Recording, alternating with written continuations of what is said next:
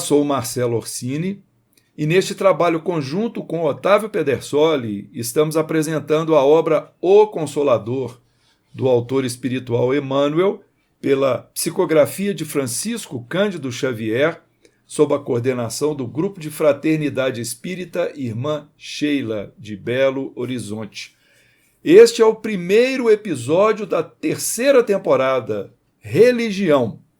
E mais precisamente, nós vamos abordar o tema Velho Testamento, com as questões iniciais relacionadas à revelação.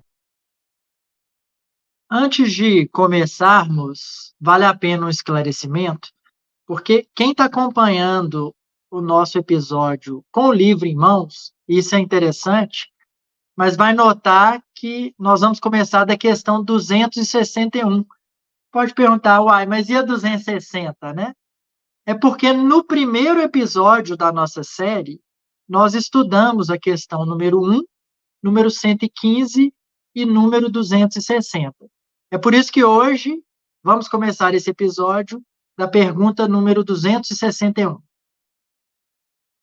Que é a seguinte: no princípio era o Verbo. Como deveremos entender esta afirmativa do texto sagrado? Emmanuel vai responder da seguinte maneira. O apóstolo João ainda nos adverte que o Verbo era Deus e estava com Deus.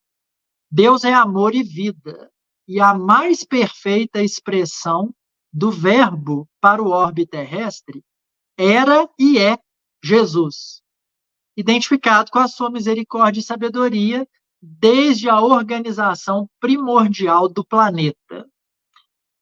Aqui vale a pena destacar a importância dessa pergunta e da resposta de Emmanuel, porque até hoje existe uma grande confusão, né, de irmãos nossos de outras frentes religiosas que pensam que Jesus é Deus, né? E nós sabemos que não. Claro que o Evangelho de João, ele guarda um simbolismo e uma profundidade que são muitas vezes difíceis para nós interpretarmos.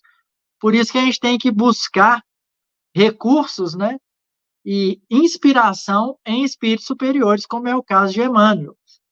Também o próprio Marcelo, quando a gente estava trocando ideias sobre esse episódio, sugeriu uma obra muito importante de Pastorino, né, que ele vai estudar esta questão no livro Sabedoria do Evangelho, e ele vai fazer um estudo minucioso do início do Evangelho de João, nos mostrando que Jesus é o Filho de Deus, né? Deus é o incriado, a inteligência suprema, a causa primeira de todas as coisas, como está na pergunta número 1 de O Livro dos Espíritos. Mas é um tema profundo, e o Evangelho de João, ele guarda assim, uma simbologia difícil para nós. Ainda semana passada eu fui num velório, né, de um irmão de outra religião, e a pessoa que fez a prece final e falou algumas palavras ali, antes propriamente de encerrar o velório, falou muito nisso, né, que Jesus era Deus, etc. Mas nós sabemos que, por exemplo, no livro A Caminho da Luz, a distância para nós, a distância de Jesus para nós é tão grande, né, que Jesus, quando o planeta Terra foi constituído, ele já era um espírito puro. Então, nós estamos falando de um espírito puro há bilhões de anos. Então, o próprio Pastorino vai dizer isso na sua obra, né? É compreensível que muitos confundam e pensem que Jesus era Deus, né? Que a distância de Jesus para nós, ela é muito grande.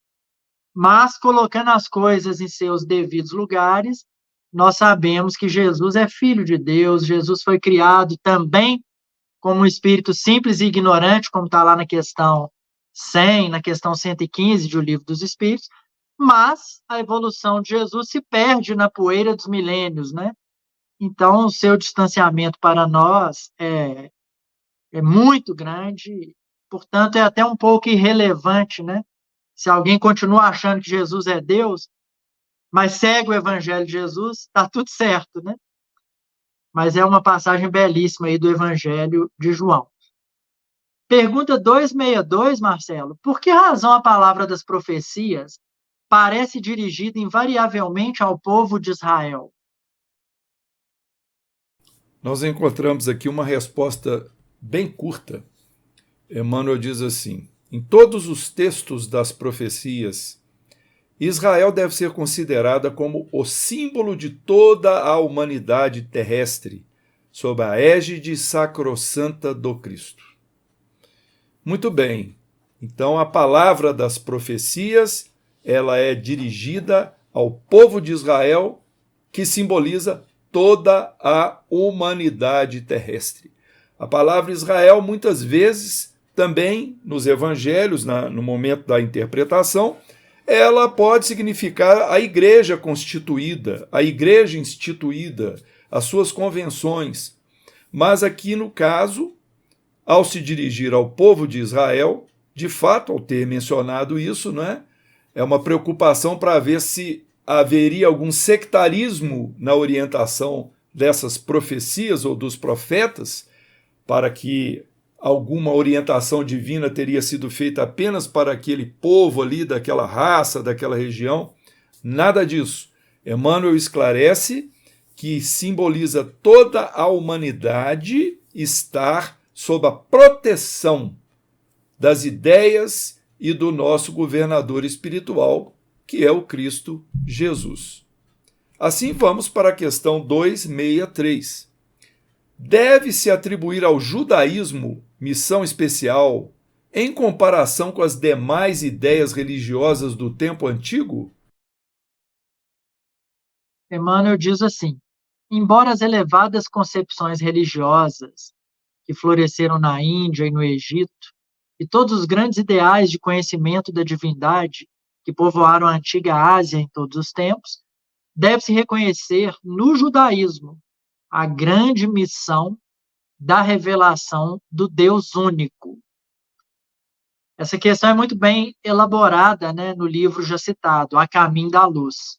Então, Emmanuel vai explicar melhor este papel que os judeus tiveram, né, ao trazer para nós esse legado aí do monoteísmo. Então, ele continua: enquanto os cultos religiosos se perdiam na divisão e na multiplicidade, somente o judaísmo foi bastante forte na energia e na unidade para cultivar o monoteísmo e estabelecer as bases da lei universalista sob a luz da inspiração divina. Então, para nós hoje, né, em 2023, pode parecer algo natural a crença, a fé no Deus único, mas isso há milênios era algo, foi uma conquista, né, um salto evolutivo, porque quase toda a humanidade acreditava em múltiplas divindades, né? Tinha Deus para todos os gostos, né, digamos assim, entre os romanos, entre os povos da própria Grécia, enfim. Então, apenas os hebreus é que trouxeram para nós, com sua energia, essa crença num Deus único.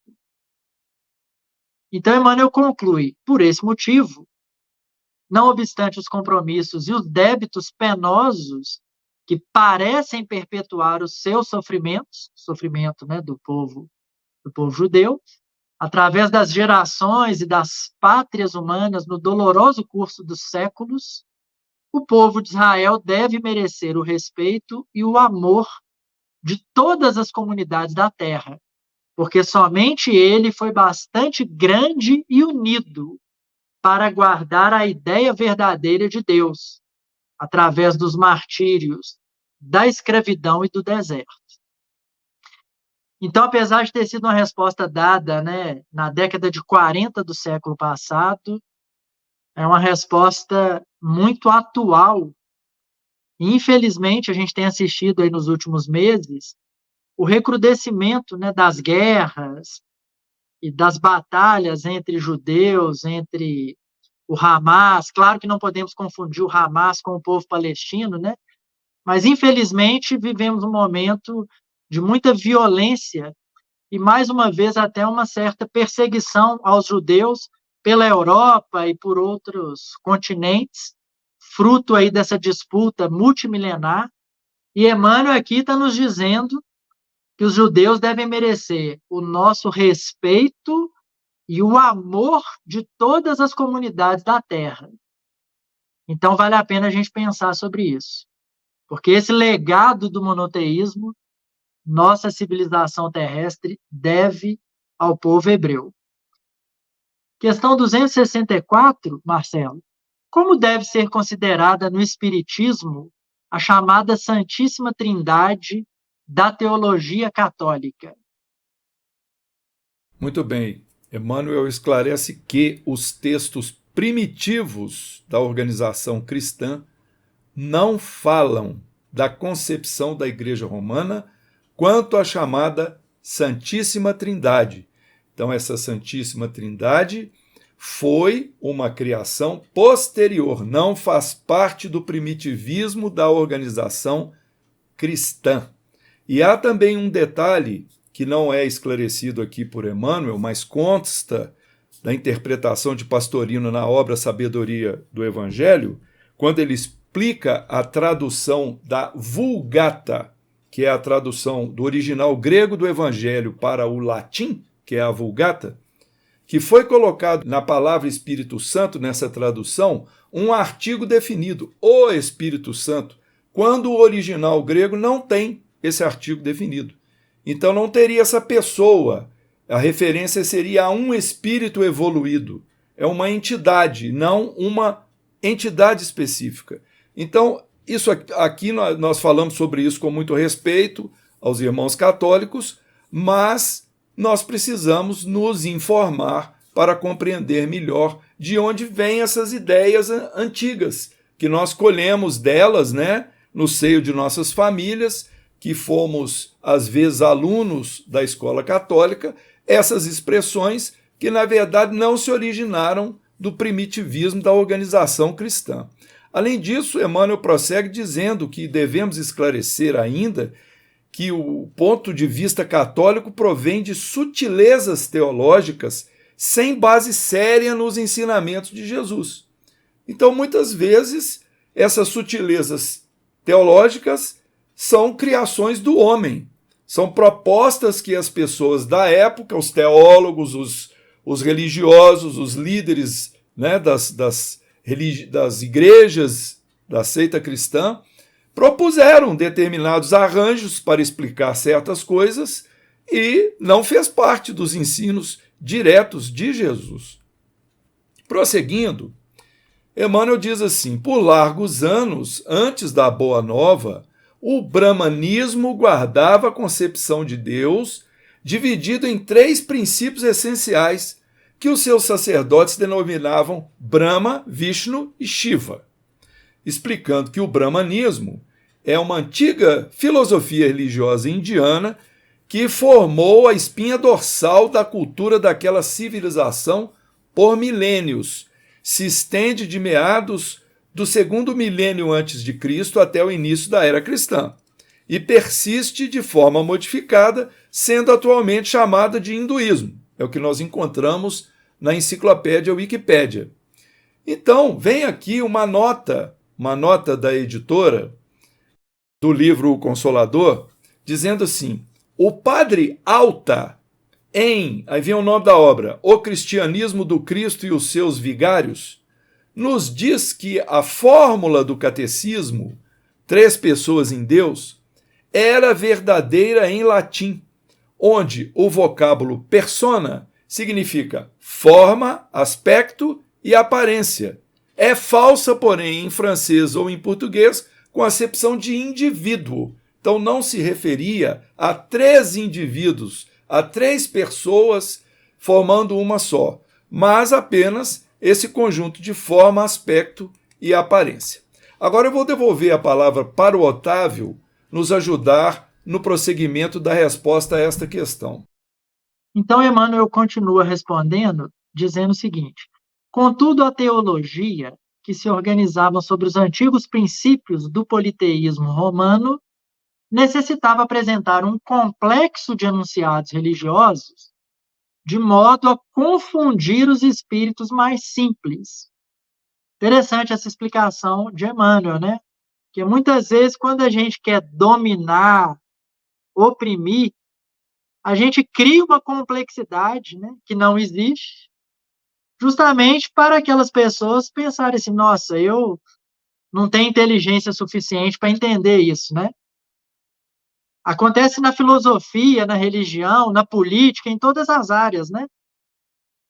É aí que a gente vê a grandeza de Kardec, né? Porque quando a gente pega um texto de Kardec, por mais profundo que seja o assunto, a gente entende, né? Muitas vezes a gente pega um filósofo, com todo respeito, e a gente se sente um ignorante, né? Nossa, eu li esse texto aqui do filósofo tal, não entendi bulhufas, né? Não entendi nada. Mas muitas vezes é proposital, né? Porque é uma técnica de criar complexidade para dominar, oprimir, etc.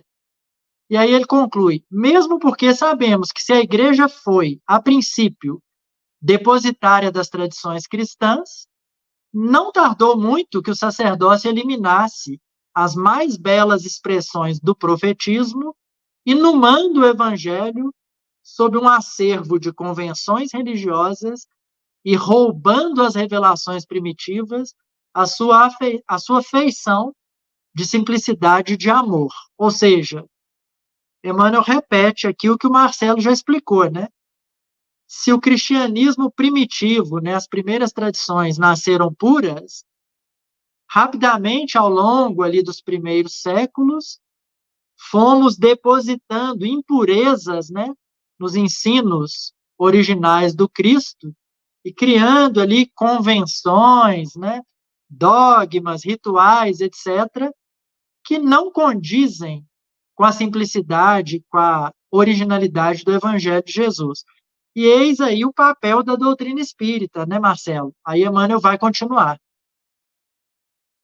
Sim, ele prossegue dizendo o seguinte: para esse desiderato, as forças que vinham disputar o domínio do Estado, em face da divisão dos povos considerados bárbaros, se apressaram no poder em transformar os ensinos de Jesus em instrumento da política administrativa, adulterando os princípios evangélicos nos seus textos primitivos e assimilando velhas doutrinas como as da Índia legendária e organizando novidades teológicas com as quais o catolicismo se reduziu a uma força respeitável, mas puramente humana, distante do reino de Jesus, que, na afirmação do Mestre, simples e profunda, não tem ainda fundamentos divinos na face da terra.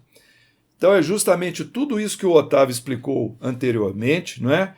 Essa tentativa de, vamos dizer, dominar os mais incultos, os ignorantes, os que não tinham certeza, não mostrar para ele não mostrar-lhes tudo o que estava sendo estudado, criar determinados mecanismos, determinadas explicações para exercer um domínio. Então vamos adiante agora na questão 265. Como interpretar a antiga sentença Deus fez o mundo do nada?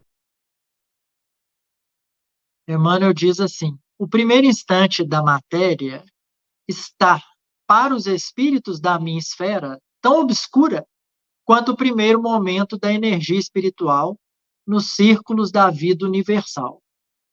Então, aqui Emmanuel, num gesto de grandeza, de humildade, né, deixa claro que ele também não sabe precisar acerca do início da criação da matéria. Isso ainda não está na esfera de conhecimento do espírito dele, que, embora seja um espírito superior, nós sabemos que não é um espírito puro, que continua na sua marcha evolutiva. Então, ele faz essa introdução. Mas aí ele diz: compreendemos, contudo, que, sendo Deus o verbo da criação, o nada nunca existiu para o nosso conceito de observação, porquanto o verbo para nós outros é a luz de toda a eternidade. Então, aqui ele vai explicar o que também está lá no início do Livro dos Espíritos, que o nada não existe. Por quê? Porque se um dos atributos de Deus é ser eterno, então o que é um ser, uma força eterna? É aquilo que não teve nem começo, muito menos terá fim. Nós já conseguimos entender o imortal, né? Nós somos espíritos imortais. A gente entende isso. Nós somos criados simples e ignorantes, vamos evoluindo ao longo dos milênios sucessivos e não teremos fim. Somos imortais. Então, isso já dá para ter uma noção. Agora, o eterno, nós não temos o sentido para compreender, né? O incriado, aquele que não teve começo, não cabe, né, na nossa cachola, né? Mas Deus é eterno. E se Deus é eterno, e se Jesus nos revelou, meu Pai trabalha até hoje, eu trabalho também, Deus submetendo toda a sua obra da criação à lei de trabalho, se ele é eterno, ele aqui entre aspas, né, porque Deus não é uma pessoa, então sempre não se concebe um Deus inativo, né? Deus sempre esteve trabalhando. Então, a sua obra também há de ser eterna.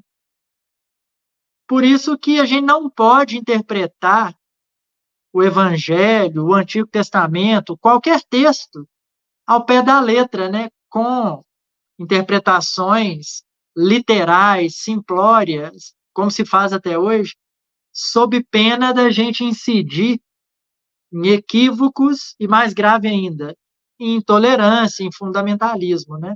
Então, quando Jesus falou assim, sua mão é causa de queda, corta fora. Ó, Jesus está querendo que a gente corte a mão fora? Claro que não, né? Muitas passagens de vários textos do Evangelho, do Antigo Testamento, se revestem, né, de metáforas, de parábolas, e daí a nossa dificuldade, muitas vezes, em apreender a profundidade das lições. Pergunta 266, Marcelo. Os dias da criação nas antigas referências do Velho Testamento correspondem a períodos inteiros da evolução geológica? Emmanuel diz assim: os dias da atividade do Criador, tal como nos refere o texto sagrado, correspondem aos largos períodos de evolução geológica, dentro dos milênios indispensáveis ao trabalho da gênese planetária, salientando-se que com esses a Bíblia encerra outros grandes símbolos inerentes aos tempos imemoriais das origens do planeta. Bom, então nós vemos aqui que trata-se de um simbolismo, assim como Adão e Eva, o paraíso, a serpente e muita descrição que existe nesses textos bíblicos iniciais são meros símbolos. Os períodos geológicos, por exemplo, Emmanuel diz aqui que realmente há uma correspondência, mas quando nós consultamos o livro A Gênese, escrito por Allan Kardec, nós vamos encontrar lá a análise do nosso codificador dizendo que não são apenas 6 períodos geológicos, que são muitos mais. Então há uma correspondência, mas não é exatamente da forma como se pensa, porque nós não somos especialistas nessa ciência da geologia. Hoje isso tem um campo vasto de entendimento e nós temos que compreender que houve uma época em que a religião ditava a regra do jogo para a ciência, mas depois houve um avanço da ciência. E em muitas coisas, a ciência que determina que um texto bíblico ele é apenas um mero simbolismo, porque já ficou comprovado que não pode haver uma interpretação ao pé da letra, senão a coisa dá toda errada, não é? Então nós sugerimos que aqueles que queiram aprofundar-se no assunto sob a ótica espírita leiam o livro A Gênese, de Allan Kardec, no capítulo 12, intitulado Gênese Mosaica, o item Os 6 Dias. E aí vem a última questão, Otávio, deste primeiro episódio da terceira temporada, né? 267, qual a posição do Velho Testamento no quadro de valores da educação religiosa do homem? No quadro de valores da educação religiosa, na civilização cristã, o Velho Testamento, apesar de suas expressões altamente simbólicas, poucas vezes acessíveis ao raciocínio comum, deve ser considerado como a pedra angular ou como a fonte máter da revelação divina. Então, de novo, Emmanuel destaca que o Antigo Testamento guarda profundos simbolismos. Não devemos cair na tentação de interpretá-lo ao pé da letra, tirando conclusões superficiais, literais. Segundo lugar, Emmanuel destaca que o Antigo Testamento, por isso mesmo, é poucas vezes acessível ao senso comum, ao raciocínio comum. O que ele está dizendo para nós? Olha, estudar o Antigo Testamento de verdade é desafiador, não é moleza.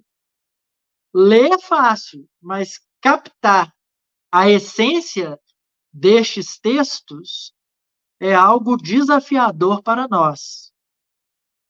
Agora, então, não vou estudar não, né? Vou ficar aqui só com o Novo Testamento, igual muita gente faz, né? Equivocadamente. Porque Emmanuel está dizendo aqui, o Antigo Testamento é a pedra angular, é a fonte máter, né? A fonte mãe da revelação de Deus. Então, é claro que a gente tem que estudar o Antigo Testamento, mesmo não sendo fácil, né? Porque ser espírita, ser cristão, é desconfortável, né? É uma luta diária para vencer o orgulho, o egoísmo e também para apreender as lições. Então, não é porque é difícil que a gente não deve buscar.